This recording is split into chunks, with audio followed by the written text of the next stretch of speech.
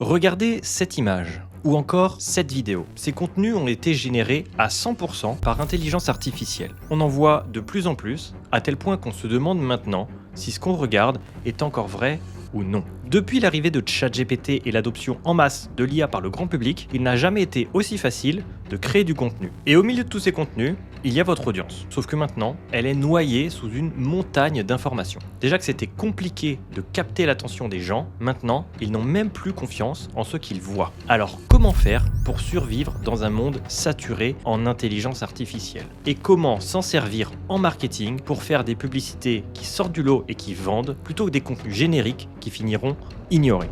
Je m'appelle Gaëtan, je fais de la publicité en ligne depuis 2017. J'ai vécu toutes les transformations majeures du marketing de ces 10 dernières années et à chaque fois, c'est la même chose. Une nouvelle technologie apparaît, on peut plus faire comme avant. Il y a ceux qui vont essayer de résister au changement et qui vont faire face à un mur, ceux qui vont vouloir tout changer du jour au lendemain et qui vont se retrouver complètement perdus. Et puis il y a ceux qui vont s'adapter, qui vont apprendre à utiliser les outils et à s'en servir pour avoir encore de meilleurs résultats.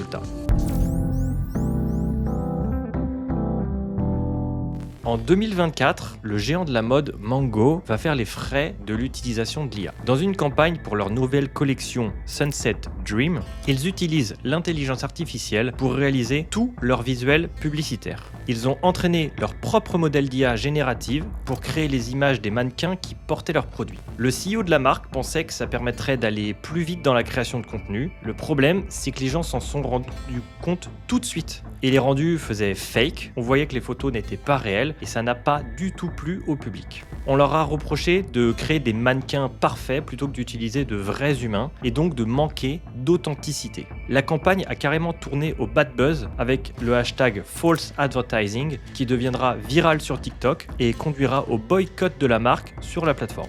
Bref, l'IA, si on l'utilise mal, elle peut faire plus de mal que de bien. Si vous vous en servez pour faire du volume et des contenus facilement mais qui sont de mauvaise qualité, le risque c'est que ça finisse tout simplement par tuer vos publicités. Sauf que c'est pas parti pour s'améliorer. En 2025, on estimait que plus de 50% du contenu sur internet avait été créé par une intelligence artificielle. Donc maintenant, les gens sont au courant qu'il y a du contenu IA, ils peuvent le détecter et s'ils s'en rendent compte, ça peut mal se passer.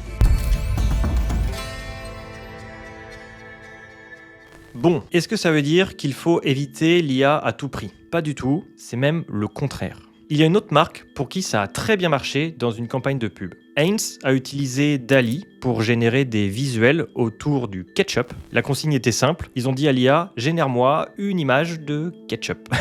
Et c'est à peu près tout. Et ce qui s'est passé, c'est que la plupart des images générées avaient le design de la bouteille de ketchup Heinz. Ils ont prouvé que leur marque est tellement emblématique que même l'IA associe le mot ketchup à leur bouteille sans qu'on lui demande. Plutôt que d'essayer de faire des visuels parfaits, ils ont essayé de passer un message à l'audience. La référence du ketchup, c'est nous, et même l'IA le sait. Cette campagne leur aurait généré 850 millions d'impressions organiques en plus et augmenté l'engagement de 38% par rapport aux campagnes précédentes. Qu'est-ce que ces campagnes nous montrent? Déjà, que l'IA n'est qu'un outil. 2 marques ont essayé de l'utiliser pour 2 résultats différents.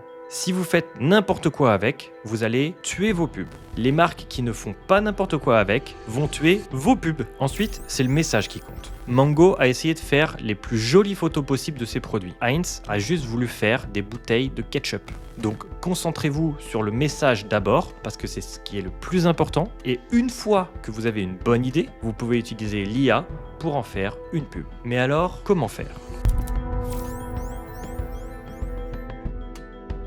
Bon, qu'on se le dise, l'IA va tuer vos publicités. Pas parce qu'elle est mauvaise, mais parce que vos concurrents sont déjà en train de l'utiliser et de prendre une longueur d'avance. Si vous ne les rattrapez pas, ils vont vous écraser. Option 1, vous ignorez l'IA et vous vous faites dépasser. Option 2, vous vous lancez dans l'IA en faisant n'importe quoi. Et option 3, vous apprenez à l'utiliser correctement. Perso, mon activité, c'est pas d'être expert en intelligence artificielle, c'est la publicité en ligne. Et c'est justement pour ça que je vais vous donner un système qui marche. Parce que je cherche pas à vous faire devenir expert en IA non plus, je cherche juste à vous montrer comment utiliser l'IA comme un outil au service de vos publicités, peu importe l'outil que vous choisissez, peu importe comment la technologie évolue. Parce que le vrai truc, c'est pas l'IA, c'est votre stratégie publicitaire. Voilà le système. Étape 1, comprendre votre marché. Avant de créer quoi que ce soit, vous devez savoir ce que votre audience veut vraiment. Pas ce que vous pensez qu'elle veut, ce qu'elle veut vraiment. C'est là que l'IA devient un bon allié pour faire de la recherche. Concrètement, vous pouvez aller sur Perplexity, vous lui posez des questions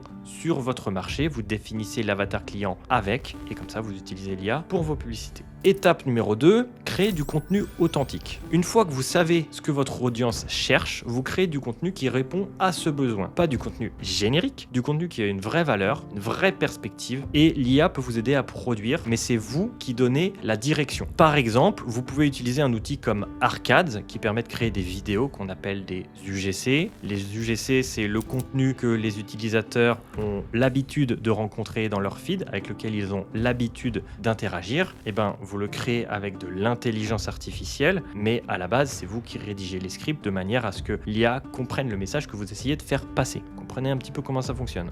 Étape 3, amplifier avec les bons visuels.